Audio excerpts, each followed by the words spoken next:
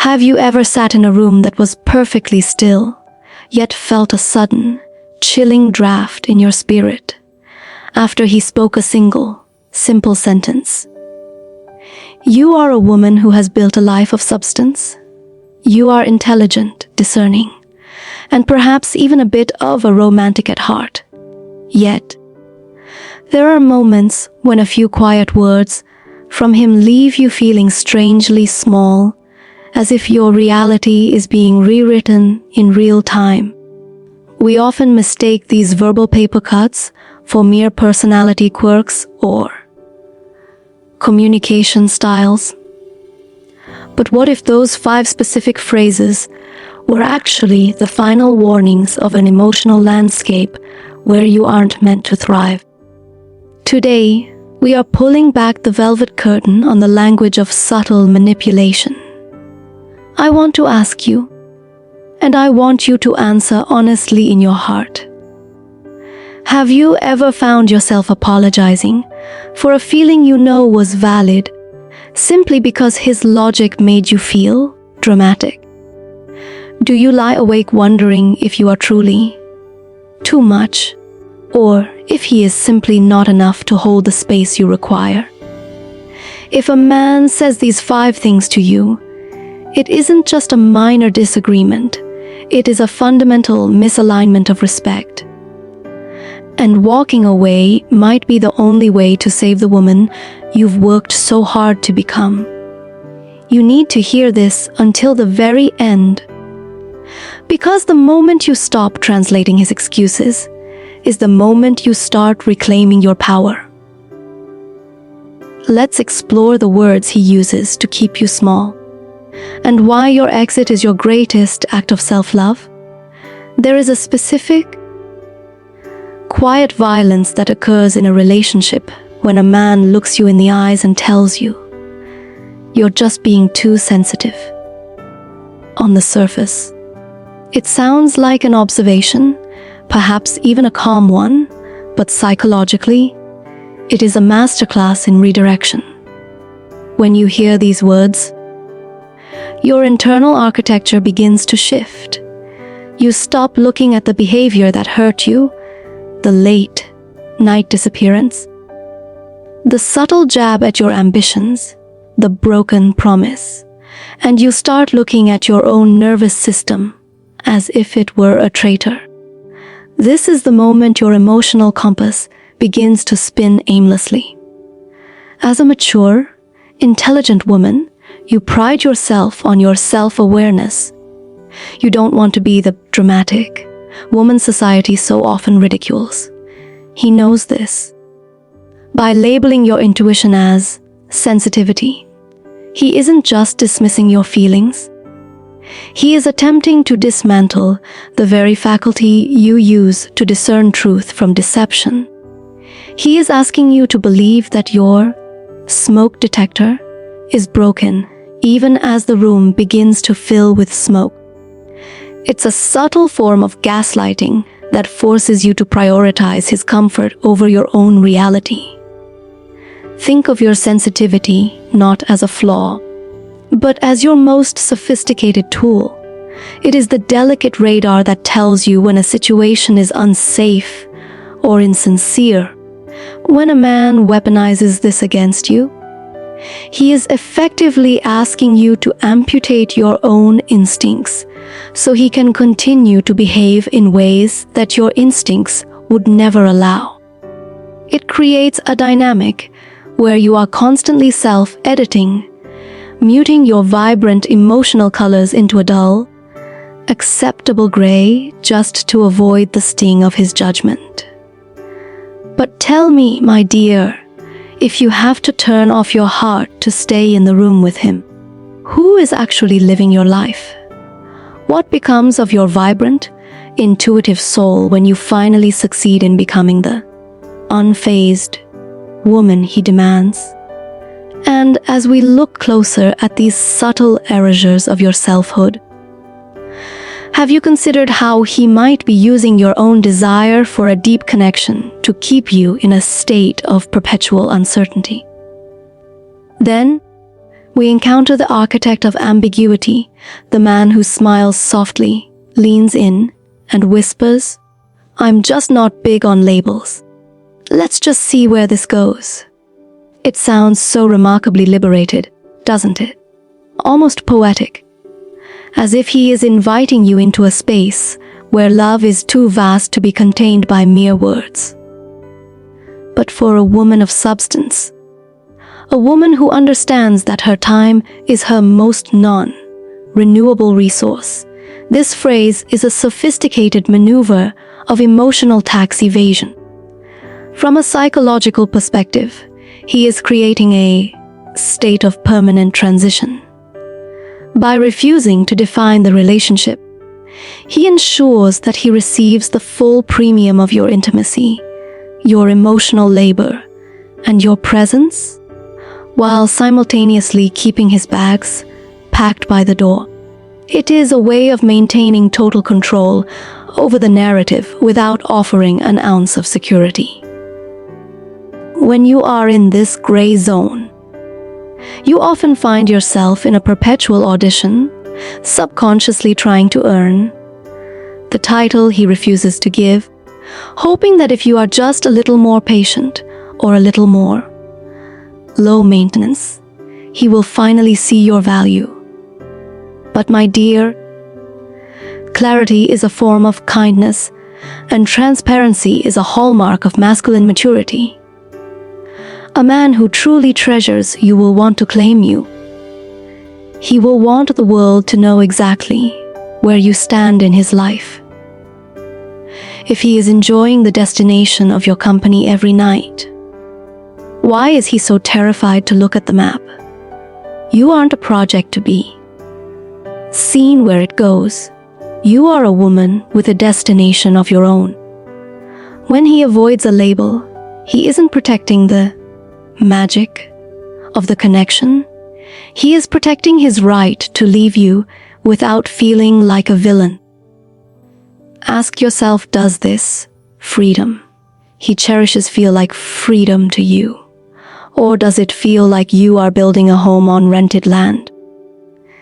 And even more curiously, what happens when he begins to use his own perceived flaws as a reason for you to stay, turning his lack of effort into a confession of humility?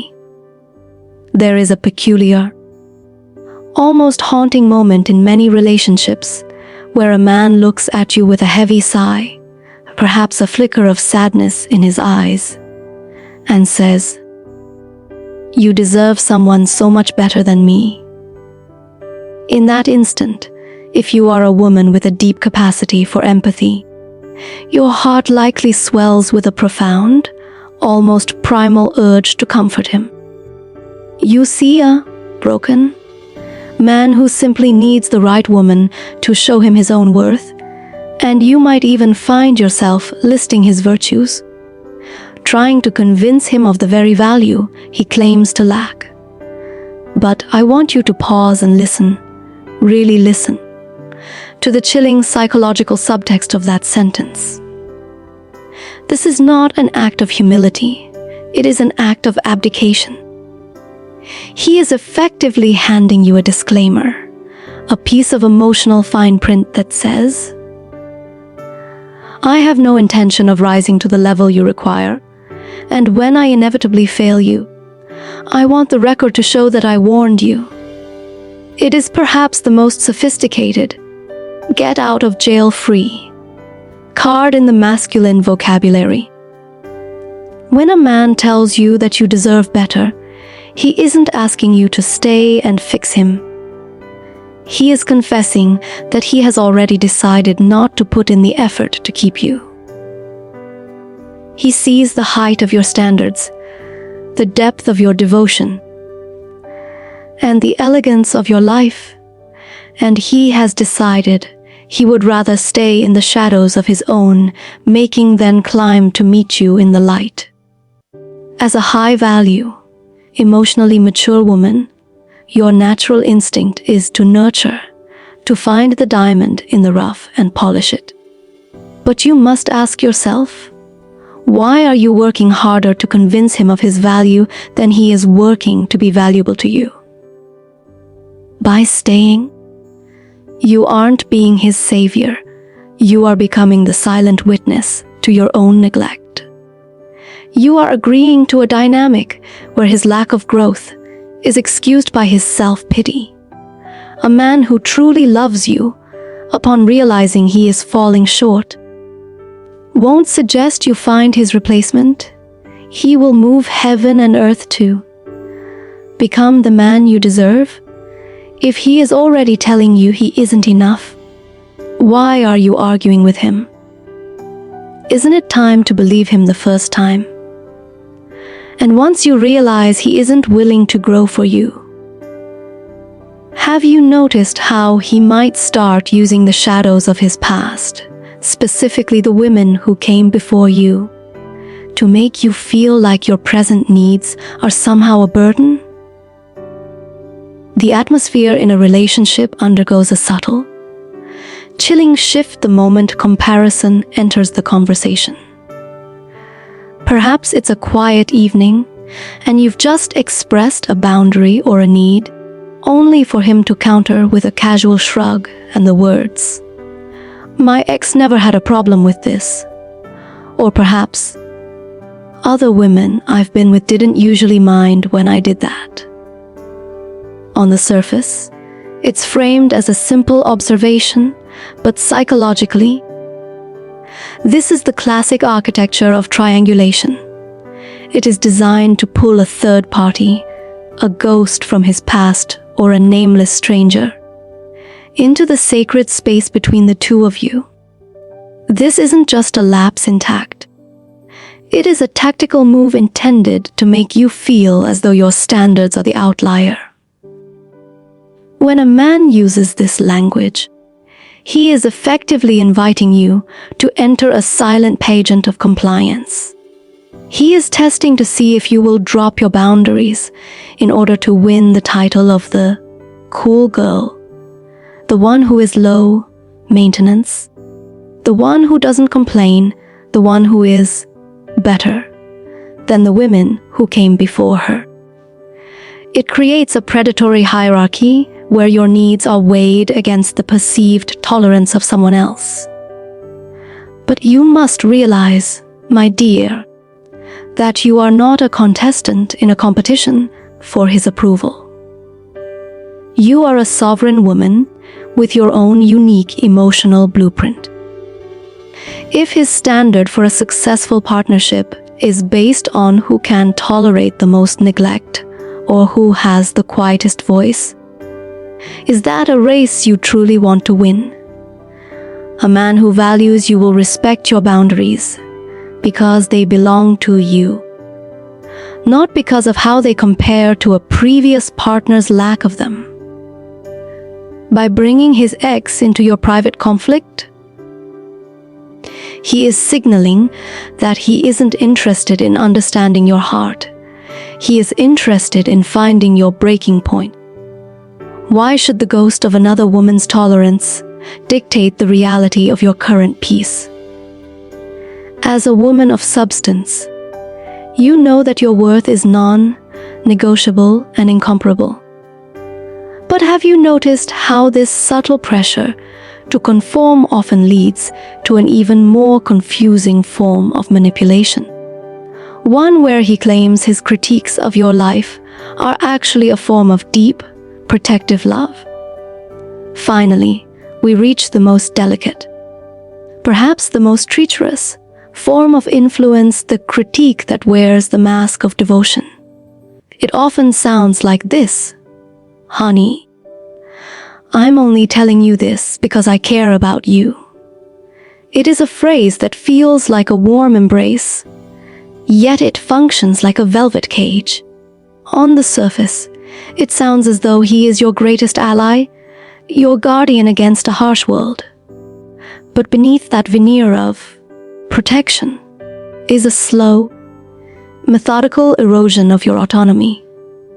When a man uses care as a justification to question your career choices, the friends you've kept for a decade, or even the way you choose to express your beauty. He is subtly implying that your own judgment is defective. He is positioning himself as the necessary filter through which your life must pass to be valid. From a psychological perspective, this is a form of infantilization. It suggests that you are a creature who lacks the discernment to navigate her own existence. True masculine strength doesn't seek to diminish your confidence so it can feel needed. It seeks to fortify your confidence so it can marvel at your success. A partner who truly cares about your well-being will offer a soft place to land, not a constant stream of corrections disguised as concern. If his love feels like it's constantly sanding down your edges until there is nothing left of the woman you were when you met him, then it isn't love. It's a desire for a more manageable version of you. Think back to the last time he offered this caring advice. Did you feel empowered, or did you feel a sudden, hollow doubt in your chest? Did you walk away feeling more capable, or more dependent on his approval for your next step? You were not born to be a bonsai tree, pruned and shaped to fit the aesthetic of another's garden. You are a wild, magnificent landscape. If he cannot appreciate the terrain without trying to fix it, then he isn't the steward of your heart, he is its warden.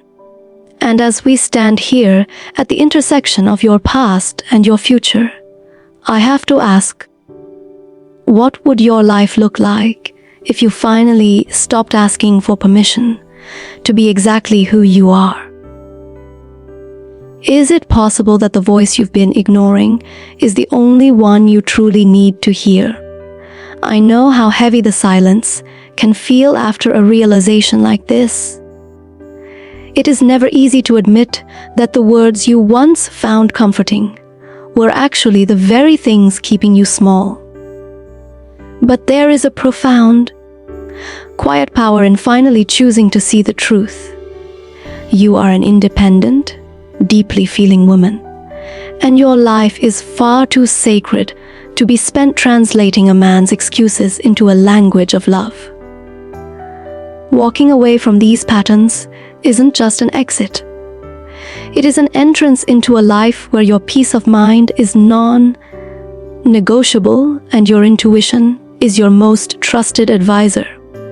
If you felt a click of recognition today, that sudden, clear internal yes that tells you you've been seen, I want you to know that you are not alone in this journey. We are building a sanctuary here for women who value depth, self-respect, and the courage to live authentically. If this conversation added a bit of light to your path, please subscribe and join our circle. Like this video to help other women find this message, and I invite you to share your heart in the comments below. Have you heard these phrases before? Your story might be the exact spark of strength another woman needs to finally choose herself. I'm Dr. Elina, and I'll see you in the next video.